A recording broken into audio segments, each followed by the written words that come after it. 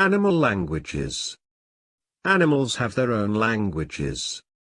Humans have decoded the language of some birds. For centuries, Native Americans have relied on so-called bird language to learn the whereabouts of people and other animals that would otherwise remain invisible to the human eye. A lot of indigenous people have been using bird language to know where mega-predators are, says Pinrates Sinopoulos Lloyd, co-founder of Queer Nature, who leads courses on bird language. They are able to decipher how birds communicate and warn each other in the forest.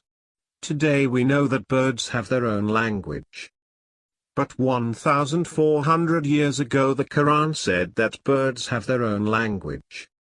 وورث سليمان داود وقال يا أيها الناس علمنا منطق الطير وأوتينا من كل شيء إن هذا لهو الفضل المبين. And Solomon succeeded David.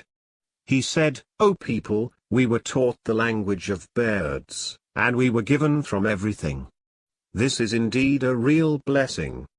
Solomon learned the language of birds.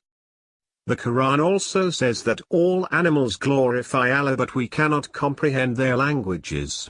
تسبح له السماوات السبع والأرض ومن فيهن وإن من شيء إلا يسبح بحمده